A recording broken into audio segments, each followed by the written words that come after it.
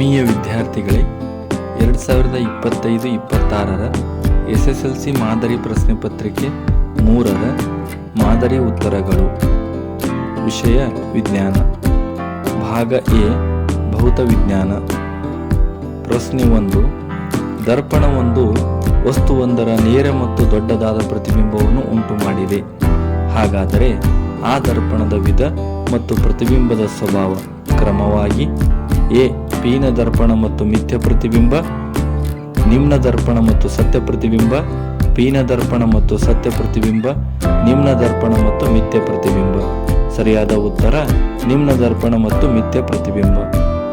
ಪ್ರಶ್ನೆ 2. ವಿದ್ಯುತ್ ಮಂಡಲದಲ್ಲಿ ಬಳಕೆಯಾದ ಶಕ್ತಿಯ ದರವು ವಿದ್ಯುತ್ ಪ್ರವಾಹ, ವಿದ್ಯುತ್ ವಿಭವಾಂತರ, ವಿದ್ಯುತ್ ರೋಧ, ವಿದ್ಯುತ್ ಸಾಮರ್ಥ್ಯ. ಸರಿಯಾದ ಉತ್ತರ ವಿದ್ಯುತ್ ಸಾಮರ್ಥ್ಯ.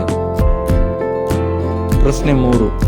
ಒಂದು ವಿದ್ಯುತ್ ಮಂಡಲದಲ್ಲಿ ಉಪಯೋಗಿಸುವ ಕೆಳಗಿನ ಘಟಕಗಳ ಚಿಹ್ನೆಗಳ ಚಿತ್ರವನ್ನು ಬರೆಯಿರಿ.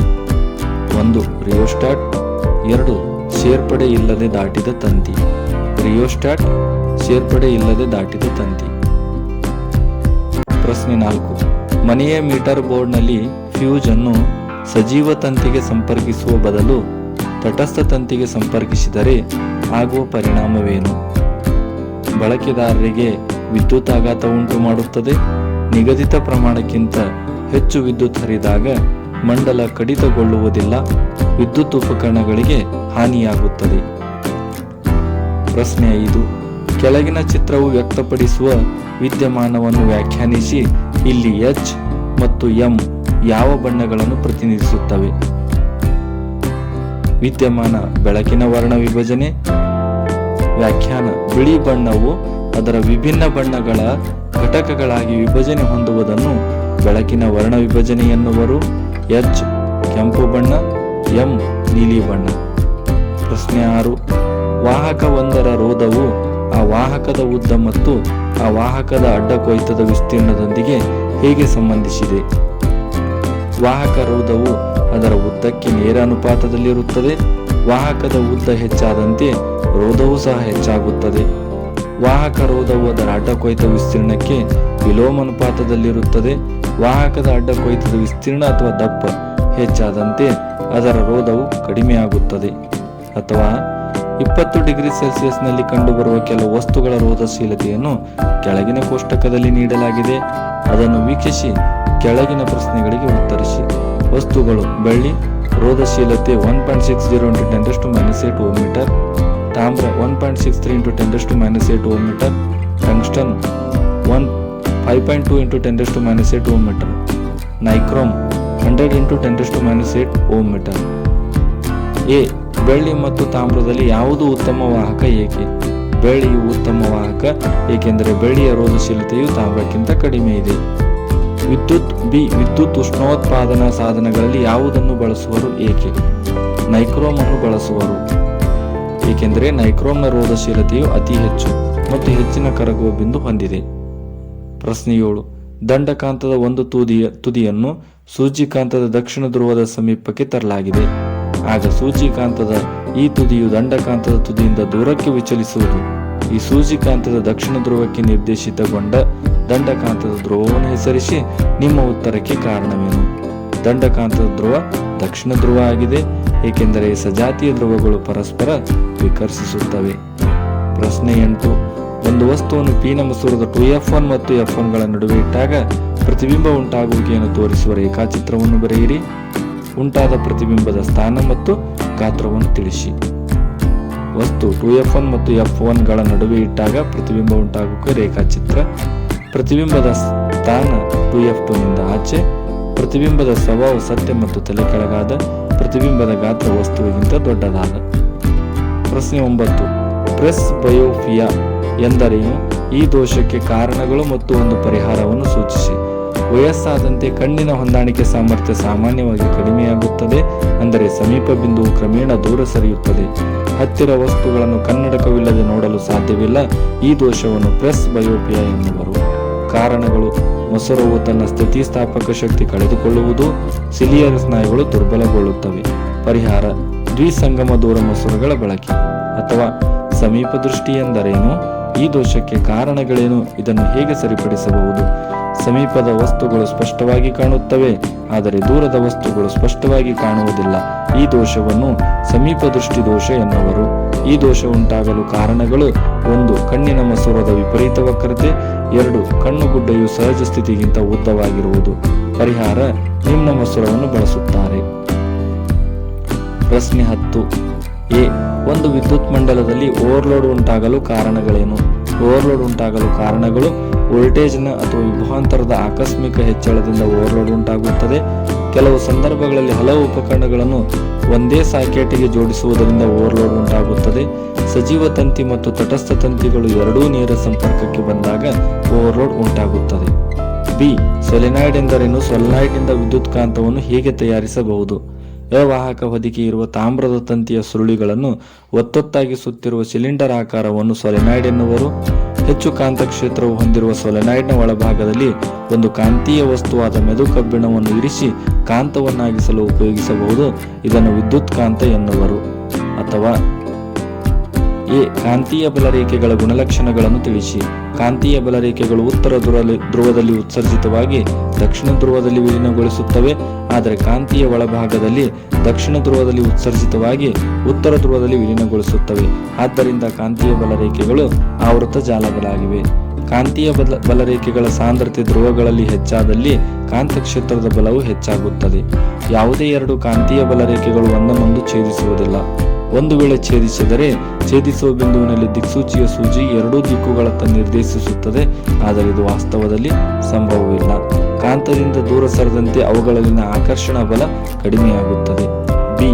ವಿದ್ಯುತ್ ಪ್ರವಾಹವಿರುವ ವೃತ್ತಾಕಾರದ ವಾಹಕ ಸುರುಳಿಯ ಸುತ್ತಿನ ಸಂಖ್ಯೆಗಳನ್ನು 10 ಪಟ್ಟು ಹೆಚ್ಚಿಸಿದಾಗ ಅದರ ಕಾಂತಕ್ಷೇತ್ರದಲ್ಲಿ ಯಾವ ಬದಲಾವಣೆ ಉಂಟಾಗುತ್ತದೆ? ಸುರುಳಿಯ ಸುತ್ತುಗಳ ಸಂಖ್ಯೆ ಹೆಚ್ಚಾದಂತೆ ಕಾಂತಕ್ಷೇತ್ರವು ಹೆಚ್ಚಾಗುತ್ತದೆ. ಆದ್ದರಿಂದ ಕಾಂತಕ್ಷೇತ್ರವು 10 ಪಟ್ಟು ಹೆಚ್ಚಾಗುತ್ತದೆ. ಪ್ರಶ್ನೆ 11. ಬೆಳಕಿನ ಪ್ರತಿಫಲನ ಎಂದರೇನು? ಒಂದು ನುಣುಪಾದ ಮೇಲ್ಮೈ ಮೇಲೆ ಬಿದ್ದ ಬೆಳಕು ಮರಳಿ ಬರುವ ವಿದ್ಯಮಾನವನ್ನು ಬೆಳಕಿನ ಪ್ರತಿಫಲನ ಎನ್ನುವರು. ಬಿ. ಬೆಳಕಿನ ಪ್ರತಿಫಲನದ ನಿಯಮಗಳನ್ನು ನಿರೂಪಿಸಿ. 1. ಪತನ ಕೋನವು ಪ್ರತಿಫಲನ ಕೋನಕ್ಕೆ ಸಮನಾಗಿರುತ್ತದೆ. 2. ಪತನ ಕಿರಣ ಪತನ ಬಿಂದುವಿನಲ್ಲಿ ಪ್ರತಿಫಲನದ ಮೇಲ್ಮೈಗೆ ಎಳೆದ ಲಂಬ ಮತ್ತು ಪ್ರತಿಫಲಿತ ಕಿರಣ ಈ ಮೂರೂ ಒಂದೇ ಸಮತಲದಲ್ಲಿರುತ್ತದೆ. ಸಿ. ದರ್ಪಣದ ಸಂಗಮ ದೂರ ಎಂದರೇನು? ಗೋಳೀಯ ದರ್ಪಣದ ಧ್ರುವ ಮತ್ತು ಸಂಗಮ ಬಿಂದುಗಳ ನಡುವಿನ ದೂರವನ್ನು ಸಂಗಮ ದೂರ ಎನ್ನುವರು. ಅಥವಾ ಬೆಳಕಿನ ವಕ್ರೀಭವನ ಎಂದರೇನು? ಬೆಳಕು ಒಂದು ಮಾಧ್ಯಮದಿಂದ ಇನ್ನೊಂದು ಮಾಧ್ಯಮಕ್ಕೆ ಓರೆಯಾಗಿ ಚಲಿಸುವಾಗ ಎರಡನೆಯ ಮಾಧ್ಯಮದಲ್ಲಿ ಪ್ರಸರಣ ದಿಕ್ಕು ಬದಲಾಗುತ್ತದೆ. ಈ ವಿದ್ಯಮಾನವನ್ನು ಬೆಳಕಿನ ವಕ್ರೀಭವನ ಎನ್ನುವರು. ಬೆಳಕಿನ ವಕ್ರೀಭವನದ ಸ್ನೆಲ್ನ ನಿಯಮವನ್ನು ನಿರೂಪಿಸಿ. ಕೊಟ್ಟಿರುವ ಬೆಳಕಿನ ನಿರ್ದಿಷ್ಟ ಬಣ್ಣ ಮತ್ತು ನೀಡಿರುವ ಜೋಡಿ ಮಾಧ್ಯಮಗಳಿಗೆ ಪತನ ಕೋನದ ಸೈನು ಮತ್ತು ವಕ್ರೀಮ ಕೋನದ ಸೈನುಗಳ ಅನುಪಾತ ಸ್ಥಿರವಾಗಿರುತ್ತದೆ. ಇದನ್ನು ಸ್ನೆಲ್ನ ವಕ್ರೀಭವನ ನಿಯಮ ಎನ್ನುವರು. sin i upon sin r = ಸ್ಥಿರಾಂಕ. ಮಸೂರಕ್ಕೆ ಸಂಬಂಧಿಸಿದಂತೆ ಕೆಳಗಿನವುಗಳನ್ನು ವ್ಯಾಖ್ಯಾನಿಸಿ. ರಂಧ್ರ. ದೃಕ್ಕೇಂದ್ರ. ಮಸೂರದ ಕೇಂದ್ರ ಬಿಂದುವನ್ನು ದೃಕ್ಕೇಂದ್ರ ಎನ್ನುವರು. ದ್ಯುತಿರಂಧ್ರ. ಗೋಳೀಯ ಮಸೂರದ ವೃತ್ತಾಕಾರದ ಸೀಮಾರೇಖೆಯ ವ್ಯಾಸವನ್ನು ದ್ಯುತಿರಂಧ್ರ ಎನ್ನುವರು. ಪ್ರಶ್ನೆ 12. ಕೆಳಗೆ ಕೊಟ್ಟಿರುವ ವಿದ್ಯುತ್ ಮಂಡಲದ ಚಿತ್ರವನ್ನು ಗಮನಿಸಿ. ಈ ಮಂಡಲದ ಒಟ್ಟು ರೋಧ ಮತ್ತು ಒಟ್ಟು ವಿದ್ಯುತ್ ಪ್ರವಾಹವನ್ನು ಕಂಡುಹಿಡಿಯಿರಿ. 1/R1 + 1/R2 + 1/R3 = 1/12 + 1/8 + 1/16 4 + 6 + 3/48 13/48 Rp = 48/13 = 3.69 Rp + R4 = 3.69 + 3 = 6.69 ohm. ಒಟ್ಟು ರೋಧ. ವಿದ್ಯುತ್ ಪ್ರವಾಹ I = V/R = 6.69 ohm. I = V/R = 9/6.69 = 1.34 ampere. B. 50 watt ದರದ ಎಲೆಕ್ಟ್ರಿಕ್ ಫ್ಯಾನ್ ಒಂದು ದಿನದಲ್ಲಿ 6 ಗಂಟೆಗಳ ಕಾಲ ಬಳಕೆಯಾಗುತ್ತದೆ. 1 ಕಿಲೋವ್ಯಾಟ್ ಅವರಿಗೆ ₹4 ರಂತೆ 30 ದಿನಗಳವರೆಗೆ ಇದು ಬಳಸುವ ಶಕ್ತಿಯ ಮೌಲ್ಯವೇನು? 50 watt × 6 hour × 30 = 9000 watt hour = 9 kilowatt hour. 9 kilowatt hour × 4 = ₹36. ಭಾಗ ಬಿ. ರಾಸಾಯನ ವಿಜ್ಞಾನ. ಪ್ರಶ್ನೆ 13. ಚಲುವೆ ಪುಡಿಯ ರಾಸಾಯನಿಕ ಸೂತ್ರ. NaCl Na2CO3 CaCO3 CaOCl2. ಸರಿಯಾದ ಉತ್ತರ CaOCl2. ಈ ಕೆಳಗಿನ ಸಮೀಕರಣವನ್ನು ಗಮನಿಸಿ ಮತ್ತು ಸರಿಯಾದ ಹೇಳಿಕೆಯನ್ನು ಗುರುತಿಸಿ. CuSO4 plus Fe is giving rise to FeSO4 plus Cu. 2AgNO3 plus Cu is giving rise to CuNO3 twice plus 2Ag. ತಾಮ್ರವು ಕಬ್ಬಿಣ ಮತ್ತು ಬೆಳೆಗಿಂತ ಹೆಚ್ಚು ಕ್ರಿಯಾಶೀಲ. ಕಬ್ಬಿಣವು ತಾಮ್ರ ಮತ್ತು ಬೆಳೆಗಿಂತ ಕಡಿಮೆ ಕ್ರಿಯಾಶೀಲ. ತಾಮ್ರವು ಬೆಳೆಗಿಂತ ಹೆಚ್ಚು ಆದರೆ ಕಬ್ಬಿಣಕ್ಕಿಂತ ಕಡಿಮೆ ಕ್ರಿಯಾಶೀಲ. ಬೆಳ್ಳಿಯು ತಾಮ್ರ ಮತ್ತು ಕಬ್ಬಿಣಕ್ಕಿಂತ ಹೆಚ್ಚು ಕ್ರಿಯಾಶೀಲ. ಸರಿಯಾದ ಉತ್ತರ ತಾಮ್ರವು ಬೆಳ್ಳಿಗಿಂತ ಹೆಚ್ಚು ಆದರೆ ಕಬ್ಬಿಣಕ್ಕಿಂತ ಕಡಿಮೆ ಕ್ರಿಯಾಶೀಲ. ಕೆಳಗಿನ ರಚನಾ ಸೂತ್ರಗಳಲ್ಲಿ ಇದೇ ಸಂಯುಕ್ತದ ಅಣುಸೂತ್ರವನ್ನು ಹೊಂದಿರುವ ಮತ್ತೊಂದು ರಚನೆ.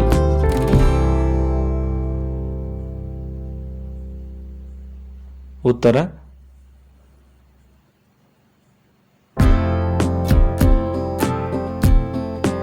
ಪ್ರಶ್ನೆ 16. ಕೆಳಗೆ ಕೊಟ್ಟಿರುವ ಚಿತ್ರದ ಮೂಲಕ ತೋರಿಸಿರುವ ಪ್ರಯೋಗದಲ್ಲಿ ಕಂದು ಬಣ್ಣದ ಧೂಮವು ಉಂಟಾಗಲು ಕಾರಣವೇನು? ಸೀಸದ ನೈಟ್ರೇಟ್ ವಿಭಜನೆಯಿಂದ ಕಂದು ಬಣ್ಣದ ಧೂಮವಾಗಿ ನೈಟ್ರೋಜನ್ ಡೈಆಕ್ಸೈಡ್ ಅಂದರೆ NO2 ಬಿಡುಗಡೆಯಾಗುತ್ತದೆ. 2PbNO3 twice is giving rise to 2PbO plus 4NO2 plus O2. ಪ್ರಶ್ನೆ 17. ನಿಸರ್ಗದಲ್ಲಿ ಶುದ್ಧ ರೂಪದಲ್ಲಿ ದೊರೆಯುವ ಯಾವುದಾದರೂ ಎರಡು ಲೋಹಗಳನ್ನು ಹೆಸರಿಸಿ. ಚಿನ್ನ, ಬೆಳ್ಳಿ, ಪ್ಲಾಟಿನಂ. ಹೈಡ್ರೋಜನೀಕರಣ ಕ್ರಿಯೆಯಿಂದ ಸಸ್ಯಜನ್ಯ ಎಣ್ಣೆಗಳನ್ನು ಘನರೂಪದ ಕೊಬ್ಬು ಆಗಿ ಪರಿವರ್ತಿಸಲಾಗುತ್ತದೆ ಅಥವಾ ಅಪರ್ಯಾಪ್ತ ಕೊಬ್ಬುಗಳನ್ನು ಪರ್ಯಾಪ್ತ ಕೊಬ್ಬುಗಳಾಗಿ ಪರಿವರ್ತಿಸಲು ಸಹಾಯವಾಗುತ್ತದೆ. 19. ಜೇನುಹುಳ ಕುಟುಕಿದ ಜಾಗಕ್ಕೆ ಅಡುಗೆ ಸೋಡಾದ ದ್ರಾವಣವನ್ನು ಸಾಮಾನ್ಯವಾಗಿ ಲೇಪಿಸಲಾಗುವುದು. ಈ ಕ್ರಮವನ್ನು ಸಮರ್ಥಿಸಿ. ಜೇನುಹುಳು ಕುಟುಕಿದಾಗ ಬಿಡುಗಡೆಯಾಗುವ ಮೆಥನೋಯಿಕ್ ಆಮ್ಲವು ಉರಿಯನ್ನು ಉಂಟು ಮಾಡುತ್ತದೆ. ಅಡುಗೆ ಸೋಡಾದ ದ್ರಾವಣವನ್ನು ಪ್ರತ್ಯಾಮ್ಲೀಯವಾಗಿರುವುದರಿಂದ ಆಮ್ಲವನ್ನು ತಟಸ್ಥಗೊಳಿಸುತ್ತದೆ. ಇದರಿಂದ ಉರಿ ಶಮನವಾಗುತ್ತದೆ. ಶಿನ್ನೇಬಾರ್ನಿಂದ ಶುದ್ಧ ಪಾದರಸವನ್ನು ಹೇಗೆ ಪಡೆಯಲಾಗುತ್ತದೆ? ಶಿನ್ನೇಬಾರ್ HgS ಪಾದರಸದ ಒಂದು ಅದಿರು. ಇದನ್ನು ಗಾಳಿಯಲ್ಲಿ ಕಾಯಿಸಿದಾಗ ಮೊದಲು ಪಾದರಸದ ಆಕ್ಸೈಡ್ ಆಗಿ ಪರಿವರ್ತನೆಯಾಗುತ್ತದೆ. ಪಾದರಸದ ಆಕ್ಸೈಡ್ ಮತ್ತಷ್ಟು ಕಾಯಿಸಿದಾಗ ಅಪಕರ್ಷಿಸಲ್ಪಟ್ಟು ಪಾದರಸವಾಗುತ್ತದೆ. 2HgS plus 3O2 is giving rise to 2HgO plus 2SO2.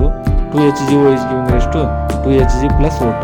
ಅಥವಾ ಕ್ಯಾಲ್ಸಿಯಂ ನೀರಿನೊಂದಿಗೆ ಪ್ರತಿವರ್ತಿಸಿದಾಗ ಏಕೆ ಬೆಂಕಿ ಹೊತ್ತಿಕೊಳ್ಳುವುದಿಲ್ಲ? ನೀರಿನೊಂದಿಗೆ ಕ್ಯಾಲ್ಸಿಯಂನ ವರ್ತನೆಯ ತೀವ್ರತೆ ಕಡಿಮೆ, ಬಿಡುಗಡೆಯಾಗುವ ಉಷ್ಣವು ಹೈಡ್ರೋಜನ್ ಹೊತ್ತಿಕೊಳ್ಳಲು ಸಾಕಾಗುವುದಿಲ್ಲ, ಆದ್ದರಿಂದ ಬೆಂಕಿ ಹೊತ್ತಿಕೊಳ್ಳುವುದಿಲ್ಲ. ಕಾರ್ಬನ್ ಸಂಯುಕ್ತಗಳು ನಿಸರ್ಗದಲ್ಲಿ ಅತ್ಯಧಿಕ ಸಂಖ್ಯೆಯಲ್ಲಿ ಕಂಡುಬರುತ್ತವೆ. ಏಕೆ? ಕಾರಣಗಳನ್ನು ಸ್ಪಷ್ಟಪಡಿಸಿ. ಕಾರ್ಬನ್ ಚತುರ್ವೇಲೆನ್ಸಿ ಅಥವಾ ಟೆಟ್ರಾವೇಲೆನ್ಸಿ ಗುಣ ಹೊಂದಿದೆ. ಕಾರ್ಬನ್ ಕೆಟನೀಕರಣ ಗುಣ ಹೊಂದಿದೆ. ಈ ಗುಣಗಳಿಂದಾಗಿ ಕಾರ್ಬನ್ 4 ಇತರ ಕಾರ್ಬನ್ ಪರಮಾಣುಗಳೊಂದಿಗೆ ಅಥವಾ ಏಕವೇಲೆನ್ಸಿ ಧಾತುಗಳೊಂದಿಗೆ ಜೋಡಣೆಗೊಳ್ಳುವ ಸಾಮರ್ಥ್ಯ ಹೊಂದಿವೆ. ಇದರಿಂದಾಗಿ ಕಾರ್ಬನ್ ಸಂಯುಕ್ತಗಳು ನಿಸರ್ಗದಲ್ಲಿ ಅತ್ಯಧಿಕ ಸಂಖ್ಯೆಯಲ್ಲಿ ಕಂಡುಬರುತ್ತವೆ. 22. ಎ. ಮ್ಯಾಗ್ನೇಷಿಯಂ ಪಟ್ಟಿಯು ಗಾಳಿಯಲ್ಲಿ ಬಿಳಿ ಜ್ವಾಲೆಯೊಂದಿಗೆ ಉರಿದು ಮ್ಯಾಗ್ನೇಷಿಯಂ ಆಕ್ಸೈಡ್ ಆಗಿ ಬದಲಾಗುತ್ತದೆ. ಈ ಕ್ರಿಯೆ ವಿಧವನ್ನು ತಿಳಿಸಿ. ರಾಸಾಯನಿಕ ಸಂಯೋಗ ಕ್ರಿಯೆ ಅಥವಾ ಬಹಿರುಷ್ಣಕ ಕ್ರಿಯೆ ಅಥವಾ ಉತ್ಕರ್ಷಣ ಕ್ರಿಯೆ. ಬಿ. ರಾಸಾಯನಿಕ ಕ್ರಿಯೆ ನಡೆದಿದೆ ಎಂದು ನಿರ್ಧರಿಸಲು ಸಹಾಯ ಮಾಡುವ ವೀಕ್ಷಣೆಗಳನ್ನು ಪಟ್ಟಿ ಮಾಡಿ. ರಾಸಾಯನಿಕ ಕ್ರಿಯೆ ನಡೆದಿದೆ ಎಂದು ನಿರ್ಧರಿಸಲು ಸಹಾಯ ಮಾಡುವ ವೀಕ್ಷಣೆಗಳು: ಸ್ಥಿತಿ ಬದಲಾವಣೆ, ಬಣ್ಣದಲ್ಲಿ ಬದಲಾವಣೆ, ಅನಿಲದ ಬಿಡುಗಡೆ, ತಾಪದಲ್ಲಿ ಬದಲಾವಣೆ. ಅಥವಾ ರಾಸಾಯನಿಕ ಸಮೀಕರಣಗಳನ್ನು ಸರಿದೂಗಿಸಲೇಬೇಕು. ಏಕೆಂದರೆ ರಾಶಿ ಸಂರಕ್ಷಣಾ ನಿಯಮದ ಪ್ರಕಾರ ರಾಸಾಯನಿಕ ಕ್ರಿಯೆಯಲ್ಲಿ ರಾಶಿಯನ್ನು ಸೃಷ್ಟಿಸುವುದಾಗಲಿ ಲಯಗೊಳಿಸುವುದಾಗಲಿ ಸಾಧ್ಯವಿಲ್ಲ. ಆದ್ದರಿಂದ ರಾಸಾಯನಿಕ ಕ್ರಿಯೆಗಳಲ್ಲಿ ಉತ್ಪನ್ನಗಳಲ್ಲಿರುವ ಧಾತುಗಳ ಒಟ್ಟು ರಾಶಿಯು ಪ್ರತಿವರ್ತಕಗಳಲ್ಲಿರುವ ಒಟ್ಟು ಧಾತುಗಳ ಒಟ್ಟು ರಾಶಿಗೆ ಸಮನಾಗಿರಬೇಕು. ಕಬ್ಬಿಣ ತುಕ್ಕು ಹಿಡಿಯುವುದನ್ನು ತಡೆಗಟ್ಟಲು ಅನುಸರಿಸುವ ಕ್ರಮಗಳನ್ನು ತಿಳಿಸಿ. ಬಣ್ಣ ಹಚ್ಚುವುದು, ಎಣ್ಣೆ ಸವರುವುದು, ಗ್ರೀಸ್ ಹಚ್ಚುವುದು, ಗ್ಯಾಲ್ವನೀಕರಣ, ಕ್ರೋಮಿಯಂ ಲೇಪನ, ಮಿಶ್ರ ಲೋಹಗಳನ್ನಾಗಿ ಮಾಡುವುದು. ಪ್ರಶ್ನೆ 23. ಸಾರಯುಕ್ತ ಸಲ್ಫ್ಯೂರಿಕ್ ಆಮ್ಲದೊಂದಿಗೆ ಸತುವಿನ ಚೂರುಗಳ ವರ್ತನೆ ಮತ್ತು ಉರಿಸುವಿಕೆ ಮೂಲಕ ಹೈಡ್ರೋಜನ್ ಅನಿಲದ ಪರೀಕ್ಷೆಯನ್ನು ತೋರಿಸುವ ಉಪಕರಣದ ಜೋಡಣೆಯ ಚಿತ್ರವನ್ನು ಬರೆಯಿರಿ ಮತ್ತು ಸತುವಿನ ಚೂರುಗಳು ಮತ್ತು ನಿರ್ಗಮನಾಳ ಈ ಭಾಗಗಳನ್ನು ಗುರುತಿಸಿ. ಪ್ರಶ್ನೆ 24. ಎ. ಎಲೆಕ್ಟ್ರಾನ್ಗಳ ವರ್ಗಾವಣೆಯಿಂದ ಮ್ಯಾಗ್ನೇಷಿಯಂ ಕ್ಲೋರೈಡ್ ಅಣುವಿನ ಉಂಟಾಗುವಿಕೆಯನ್ನು ತೋರಿಸಿ. Mg2A2 Mg2 plus 2E minus 2A8 magnesium ಧನಾಯನು, Cl plus E minus 287 Cl minus 288 chloride ಋಣಾಯನು, Mg2 Mg2 plus Cl minus magnesium ಫರ್ ಉಂಟಾಗುವಿಕೆ. ಅಲ್ಯೂಮಿನಿಯಂ ಆಕ್ಸೈಡ್ ಅನ್ನು ಉಭಯವರ್ತಿ ಆಕ್ಸೈಡ್ ಎನ್ನುವರು. ಏಕೆ? ಅಲ್ಯೂಮಿನಿಯಂ ಆಕ್ಸೈಡ್ ಮತ್ತು ಸತುವಿನ ಆಕ್ಸೈಡ್ಗಳಂಥ ಲೋಹದ ಆಕ್ಸೈಡ್ಗಳು ಆಮ್ಲ ಮತ್ತು ಪ್ರತ್ಯಾಮ್ಲಗಳೆರಡರ ಜೊತೆಗೂ ಪ್ರತಿವರ್ತಿಸಿದಾಗ ಲವಣ ಮತ್ತು ನೀರನ್ನು ಉತ್ಪತ್ತಿ ಮಾಡುತ್ತವೆ. ಆದ್ದರಿಂದ ಇವುಗಳಿಗೆ ಉಭಯವರ್ತಿ ಆಕ್ಸೈಡ್ಗಳು ಎನ್ನುವರು. ಪ್ರಶ್ನೆ 25. ಎ. ಪರ್ಯಾಪ್ತ ಮತ್ತು ಅಪರ್ಯಾಪ್ತ ಕಾರ್ಬನ್ ಸಂಯುಕ್ತಗಳ ನಡುವಿನ ಯಾವುದಾದರೂ ಎರಡು ವ್ಯತ್ಯಾಸಗಳನ್ನು ಬರೆಯಿರಿ. ಪರ್ಯಾಪ್ತ ಸಂಯುಕ್ತಗಳು ಕಾರ್ಬನ್ ಪರಮಾಣುಗಳ ನಡುವೆ ಕೇವಲ ಏಕಬಂಧವಿದ್ದರೆ ಅಂತಹ ಕಾರ್ಬನ್ ಸಂಯುಕ್ತಗಳನ್ನು ಪರ್ಯಾಪ್ತ ಸಂಯುಕ್ತಗಳು ಎನ್ನುವರು. ಕಾರ್ಬನ್ ಸಂಯುಕ್ತಗಳು ಎರಡು ಅನುಕ್ರಮ ಕಾರ್ಬನ್ ಪರಮಾಣುಗಳ ನಡುವೆ ದ್ವಿಬಂಧ ಅಥವಾ ತ್ರಿಬಂಧವಿದ್ದರೆ ಈ ಸಂಯುಕ್ತಗಳನ್ನು ಅಪರ್ಯಾಪ್ತ ಸಂಯುಕ್ತಗಳು ಎನ್ನುವರು. ಪರ್ಯಾಪ್ತ ಸಂಯುಕ್ತಗಳು ಹೆಚ್ಚು ಕ್ರಿಯಾಶೀಲವಾಗಿರುವುದಿಲ್ಲ, ಅಪರ್ಯಾಪ್ತ ಸಂಯುಕ್ತಗಳು ಹೆಚ್ಚು ಕ್ರಿಯಾಶೀಲವಾಗಿರುತ್ತವೆ. ಪರ್ಯಾಪ್ತ ಸಂಯುಕ್ತಗಳು ಸ್ವಚ್ಛ ಜ್ವಾಲೆಯಿಂದ ಉರಿಯುತ್ತವೆ, ಅಪರ್ಯಾಪ್ತ ಸಂಯುಕ್ತಗಳು ಹಳದಿ ಜ್ವಾಲೆಯಿಂದ ಉರಿಯುತ್ತವೆ. ಪರ್ಯಾಪ್ತ ಸಂಯುಕ್ತಗಳಲ್ಲಿ ಆಲ್ಕೇನ್ಗಳು ಬರುತ್ತವೆ CnH2n+2, ಅಪರ್ಯಾಪ್ತ ಸಂಯುಕ್ತಗಳಲ್ಲಿ ಆಲ್ಕಿನ್ CnH2n ಮತ್ತು ಆಲ್ಕೈನ್ CnH2n-2 ಬರುತ್ತವೆ. ಈ ಕೆಳಗಿನ ಕಾರ್ಬನ್ ಸಂಯುಕ್ತಗಳ ಅಣುಸೂತ್ರ ಮತ್ತು ರಚನಾ ವಿನ್ಯಾಸವನ್ನು ಬರೆಯಿರಿ. ಪ್ರೊಪೆನೋಯಿಕ್ ಆಮ್ಲ ಸೈಕ್ಲೋಹೆಕ್ಸೇನ್ ಅಣುಸೂತ್ರ C6H12 ರಚನಾ ಸೂತ್ರ. ಪ್ರೊಪೆನೋಯಿಕ್ ಆಮ್ಲ ಸೈಕ್ಲೋಹೆಕ್ಸೇನ್ ಅಣುಸೂತ್ರ C6H12, ಪ್ರೊಪೆನೋಯಿಕ್ ಆಮ್ಲದ ಅಣುಸೂತ್ರ C2H5COOH. ಭಾಗ ಸಿ ಜೀವವಿಜ್ಞಾನ. ಪ್ರಶ್ನೆ 26. ಕೆಳಗಿನವುಗಳಲ್ಲಿ ಸಸ್ಯ ಪತ್ರರಂಧ್ರದ ಕಾರ್ಯವೆಂದರೆ ಅನಿಲಗಳ ವಿನಿಮಯ, ನೀರು ಮತ್ತು ಆಹಾರ ಸಾಗಾಣಿಕೆ, ಆಹಾರ ತಯಾರಿಕೆ, ಅಭಿಸರಣ ಒತ್ತಡ ಏರ್ಪಡಿಸುವುದು. ಸರಿಯಾದ ಉತ್ತರ ಅನಿಲಗಳ ವಿನಿಮಯ. 27. ಪ್ರಶ್ನೆ 27. ಸಸ್ಯಗಳ ದ್ವಿತೀಯ ಅನುವರ್ತನೆಗೆ ಕಾರಣವಾದ ಸಸ್ಯ ಹಾರ್ಮೋನ್ ಆಕ್ಸಿನ್, ಸೈಟೋಕೈನಿನ್, ಅಬ್ಸಿಸಿಕ್ ಆಮ್ಲ, ಜಿಬ್ಬರಿನ್. ಸರಿಯಾದ ಉತ್ತರ ಆಕ್ಸಿನ್. ಪ್ರಶ್ನೆ 28. ಮಾನವರಲ್ಲಿ ಲೈಂಗಿಕ ಸಂಪರ್ಕದಿಂದ ಸಾಮಾನ್ಯವಾಗಿ ಹರಡುವ ಬ್ಯಾಕ್ಟೀರಿಯಾ ಸೋಂಕು ಗೊನೋರಿಯಾ, ಏಡ್ಸ್, ಹೆಪಟೈಟಿಸ್ ಬಿ, ವರ್ಡ್ಸ್. ಸರಿಯಾದ ಉತ್ತರ ಗೊನೋರಿಯಾ. ಪ್ರಶ್ನೆ 29. ಸ್ತನಿಗಳಲ್ಲಿ ರಕ್ತದ ಇಮ್ಮಡಿ ಪರಿಚಲನೆಯು ಸ್ಥಿರ ಉಷ್ಣತೆಯನ್ನು ನಿರ್ವಹಿಸಲು ಅತ್ಯಗತ್ಯ ಹೇಗೆ?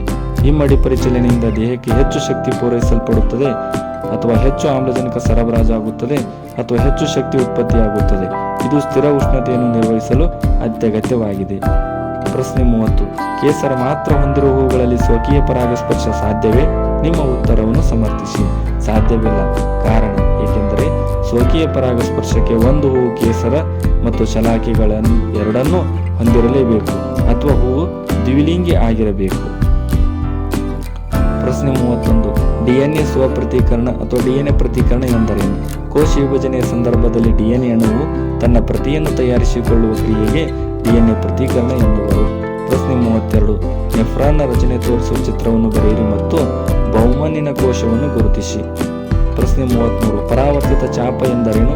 ಅನೇಕ ಪ್ರಾಣಿಗಳಲ್ಲಿ ಪರಾವರ್ತಿತ ಚಾಪಗಳ ಕಾರ್ಯನಿರ್ವಹಣೆ ಪರಿಣಾಮಕಾರಿಯ ಮಾರ್ಗಗಳೆನಿಸಿವೆ. ಏಕೆ? ಪ್ರಚೋದನೆಗೆ ಉಂಟಾದಾಗಿನಿಂದ ಪ್ರತಿಕ್ರಿಯೆ ತೋರುವವರೆಗೂ ಮಾಹಿತಿಯು ಹಾದು ಹೋಗುವ ಪಥವನ್ನು ಪರಾವರ್ತಿತ ಚಾಪ ಎನ್ನುವರು. ಕೆಲವು ಪ್ರಚೋದನೆಗಳಿಗೆ ದೇಹವು ಶೀಘ್ರ ಪ್ರತಿಕ್ರಿಯೆಗಳನ್ನು ನೀಡುವುದು ಅತ್ಯಗತ್ಯವಾಗಿದೆ. ಇದು ದೇಹಕ್ಕೆ ಉಂಟಾಗುವ ಹಾನಿ ಅಥವಾ ಆಘಾತದಿಂದ ರಕ್ಷಿಸುತ್ತದೆ. ಆದ್ದರಿಂದ ಪರಾವರ್ತಿತ ಚಾಪಗಳು ಹೆಚ್ಚು ಪರಿಣಾಮಕಾರಿ ಮಾರ್ಗಗಳೆನಿಸಿವೆ. ಪ್ರಶ್ನೆ 34. ಮಾನವನ ಮೆದುಳಿನ ರಚನೆಯನ್ನು ತೋರಿಸುವ ಚಿತ್ರವನ್ನು ಬರೆಯಿರಿ. ಕೆಳಗಿನ ಭಾಗಗಳನ್ನು ಗುರುತಿಸಿ. ಹೈಪೋಥಾಲಮಸ್ ಮತ್ತು ಪಾನ್ಸ್. ಪ್ರಶ್ನೆ 35. ತಂದೆಯಿಂದಲೇ ಮಗುವೊಂದರ ಲಿಂಗ ನಿರ್ಧರಣೆಯಾಗುತ್ತದೆ ಏಕೆ? ಮಹಿಳೆಯ ಲಿಂಗ ವರ್ಣತಂತುಗಳು ಪರಿಪೂರ್ಣ ಜೋಡಿಯಾಗಿದ್ದು ಸಮಾನ ಗಾತ್ರದ XX ವರ್ಣತಂತುಗಳಿವೆ. ಪುರುಷ ಲಿಂಗ ವರ್ಣತಂತುಗಳಲ್ಲಿ ಜೋಡಿಯಲ್ಲಿ ಸಾಮಾನ್ಯ ಗಾತ್ರದ X ವರ್ಣತಂತು ಮತ್ತು ಗಾತ್ರದಲ್ಲಿ ಚಿಕ್ಕದಾದ Y ವರ್ಣತಂತುಗಳಿವೆ. ತಂದೆಯಿಂದ X ವರ್ಣತಂತು ಪಡೆದ ಮಗು ಹುಡುಗಿಯಾಗುತ್ತದೆ, ತಂದೆಯಿಂದ Y ವರ್ಣತಂತು ಪಡೆದ ಮಗು ಹುಡುಗನಾಗಿರುತ್ತದೆ. ಹಳದಿ ಬೀಜವನ್ನು ಉತ್ಪಾದಿಸುವ ಬಟಾಣಿ ಸಸ್ಯದೊಂದಿಗೆ Y ಹಸಿರು ಬೀಜವನ್ನು ಬಟಾಣಿ ಸಸ್ಯವನ್ನು ಸ್ಮಾಲ್ y ಸಂಕಲನಗೊಳಿಸಿದೆ. ಆಗ F2 ಪೀಳಿಗೆಯಲ್ಲಿ ದೊರೆತ ಫಲಿತಾಂಶವನ್ನು ತೋರಿಸುವ ಚೆಕ್ಕರ್ ಬೋರ್ಡ್ ಬರೆಯಿರಿ. ಪೋಷಕ ಹಳದಿ Y, ಹಸಿರು ಸ್ಮಾಲ್ y. ಪರಕೀಯ ಪರಾಗಸ್ಪರ್ಶ. ಲಿಂಗಾಣುಗಳು Y × F1 ತಳಿ ಪೀಳಿಗೆಯಲ್ಲಿ Y ಎಲ್ಲವೂ ಹಳದಿ ಬೀಜ. F2 ಪೀಳಿಗೆ Y × Y. ಸ್ವಕೀಯ ಪರಾಗಸ್ಪರ್ಶ. ಲಿಂಗಾಣುಗಳು Y, Y. ವ್ಯಕ್ತ ರೂಪದ ಅನುಪಾತ 3:1, ಜೀನ್ ರೂಪದ ಅನುಪಾತ 1:2:1. ಅಥವಾ ಕೆಂಪು ಹೂ ಬಿಡುವ ಎತ್ತರದ ಬಟಾಣಿ ಸಸ್ಯವನ್ನು ಬಿಳಿ ಹೂ ಬಿಡುವ ಗಿಡ್ಡನೆಯ ಬಟಾಣಿ ಸಸ್ಯವನ್ನು ಸಂಕಲನಗೊಳಿಸಿದೆ. ಆಗ F2 ಪೀಳಿಗೆ ದೊರೆತ ಫಲಿತಾಂಶವನ್ನು ತೋರಿಸುವ ಚೆಕ್ಕರ್ ಬೋರ್ಡ್ ಬರೆಯಿರಿ. ಪಿತ್ತರ ಸಂತತಿ ಕೆಂಪು ಎತ್ತರ ಇಂಟು ಬಿಳಿ ಗಿಡ್ಡ T into small t small. ಲಿಂಗಾಣುಗಳು T into small t small. F1 ತಳಿ ಪೀಳಿಗೆ T ಸ್ಮಾಲ್ ಎಲ್ಲವೂ ಕೆಂಪು ಎತ್ತರ. F2 ಪೀಳಿಗೆ T small t into T small. ಲಿಂಗಾಣುಗಳು T small t small. Checker ಬೋರ್ಡ್ಗಳಲ್ಲಿ ಬರೆದಾಗ ಸ್ವಕೀಯ ಪರಾಗಸ್ಪರ್ಶದಲ್ಲಿ ಲಿಂಗಾಣುಗಳು ಅನುಪಾತ 9:3:3:3:1 ದೊರೆಯುತ್ತದೆ. 9 ಎತ್ತರದ ಕೆಂಪು ಹೂವು, 3 ಎತ್ತರದ ಬಿಳಿ ಹೂವು, 3 ಗಿಡ್ಡ ಕೆಂಪು ಹೂವು, 1 ಗಿಡ್ಡ ಬಿಳಿ ಹೂವು.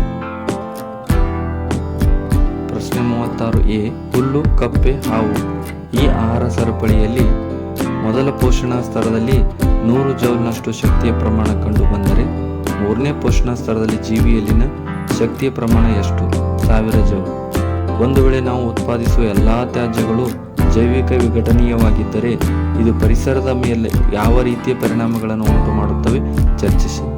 ಜೈವಿಕ ವಿಘಟನೆ ಕ್ರಿಯೆಯಿಂದ ದುರ್ವಾಸನೆ ಹರಡಿ ಉಸಿರಾಟಕ್ಕೆ ತೊಂದರೆ ಉಂಟು ಮಾಡುತ್ತದೆ, ರೋಗಗಳ ಹರಡುವಿಕೆಗೆ ಕಾರಣವಾಗುತ್ತದೆ, ನೀರಿನಲ್ಲಿ ವಿಲೀನಗೊಂಡ ಆಕ್ಸಿಜನ್ ಪ್ರಮಾಣ ಕಡಿಮೆಯಾಗಿ ಜಲಚರ ಜೀವಿಗಳಿಗೆ ತೊಂದರೆ ಉಂಟಾಗುತ್ತದೆ. ಪ್ರಶ್ನೆ 37 ಸಸ್ಯಗಳಲ್ಲಿ ಝೈಲಮ್ ಅಂಗಾಂಶದಿಂದ ನೀರವಾಯವ ವಸ್ತುಗಳು ಹೇಗೆ ಸಾಗಿಸಲ್ಪಡುತ್ತವೆ ವಿವರಿಸಿ. ಝೈಲಮ್ ಜಲವಾಹಕ ಅಂಗಾಂಶ ಸಸ್ಯದ ಎಲ್ಲಾ ಭಾಗಗಳನ್ನು ತಲುಪುವ ನೀರು ಸಾಗಿಸುವ ಕಾಲುವೆಗಳ ನಿರಂತರ ವ್ಯವಸ್ಥೆಯನ್ನು ನಿರ್ಮಿಸಲು ಝೈಲಮ್ ಅಂಗಾಂಶದಲ್ಲಿ ಬೇರು, ಕಾಂಡ ಮತ್ತು ಎಲೆಗಳ ನಳಿಕೆಗಳು ಮತ್ತು ಟ್ರೆಕಿಟ್ಗಳು ಪರಸ್ಪರ ಸಂಪರ್ಕ ಹೊಂದಿವೆ.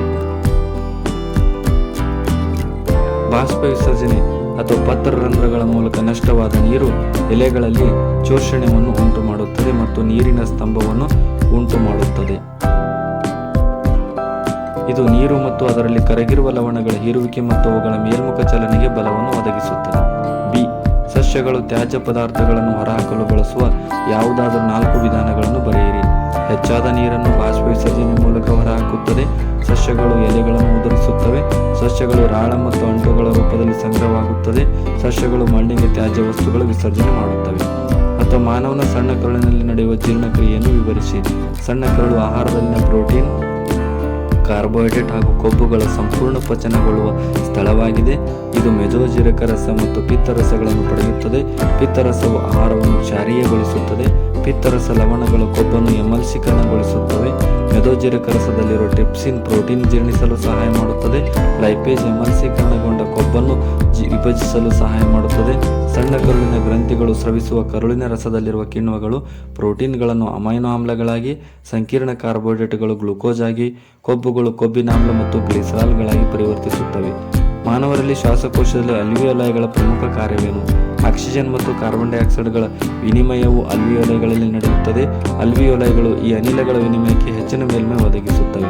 ಪ್ರಶ್ನೆ 38 ಹೈಡ್ರಾಸ್, ಪೈರೋಗರಾ ಮತ್ತು ಅಮೀಬಾಗಳಲ್ಲಿ ಹೇಗೆ ಮರಿಜೀವಿಗಳು ಉಂಟಾಗುತ್ತವೆ ಸಂಕ್ಷಿಪ್ತವಾಗಿ ವಿವರಿಸಿ.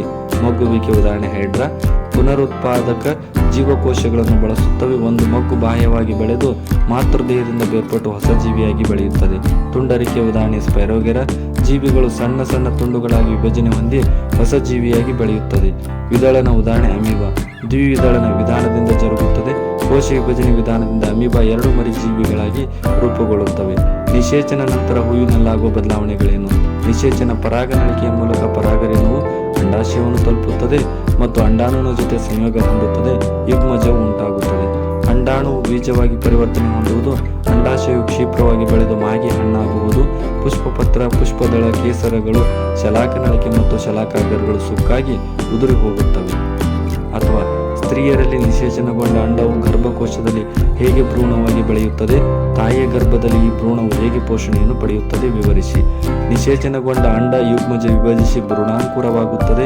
ಭ್ರೂಣಾಂಕುರವು ಗರ್ಭಕೋಶದ ಒಳಸ್ತರಿಯ ಮೇಲೆ ಅಂಟಿಕೊಳ್ಳುತ್ತದೆ. ಬೆಳವಣಿಗೆಯನ್ನು ಮುಂದುವರಿಸಿ ಅಂಗಗಳನ್ನು ಬೆಳೆಸಿಕೊಂಡು ಭ್ರೂಣವಾಗುತ್ತದೆ. ಪೋಷಣೆ ವಿಶೇಷ ತಟ್ಟೆಯ ಆಕಾರದ ಅಂಗವಾದ ಜರಾಯುವಿನ ಮೂಲಕ. ಭ್ರೂಣದ ಅಂಗಾಂಶ ಭಾಗದಲ್ಲಿ ವಿಲ್ಲೈ ಮತ್ತು ತಾಯಿಯ ಭಾಗದಲ್ಲಿ ರಕ್ತಾವಕಾಶಗಳಿವೆ. ಇದು ಬೆಳೆಯುತ್ತಿರುವ ಭ್ರೂಣಕ್ಕೆ ಗ್ಲೂಕೋಸ್ ಮತ್ತು ಆಕ್ಸಿಜನ್ ಅನ್ನು ಒದಗಿಸುತ್ತದೆ. ಮನುಷ್ಯರಲ್ಲಿ ಪುರುಷ ಸಂತಾನೋತ್ಪತ್ತಿ ವ್ಯೂಹದ ವೃಷಣಗಳು ಮತ್ತು ವೀರ್ಯನಾಳದ ಕಾರ್ಯಗಳನ್ನು ವಿವರಿಸಿ. ವೃಷಣಗಳು ವೀರ್ಯಾಣುಗಳನ್ನು ಉತ್ಪಾದಿಸುತ್ತದೆ. ಟೆಸ್ಟೋಸ್ಟೆರಾನ್ ಹಾರ್ಮೋನ್ ಅನ್ನು ಸ್ರವಿಸುತ್ತದೆ. ವೀರ್ಯನಾಳ ವೃಷಣಗಳಿಂದ ವೀರ್ಯಾಣುಗಳ ಸಾಗಾಣಿಕೆ ಮಾಡುತ್ತವೆ. ಧನ್ಯವಾದಗಳು.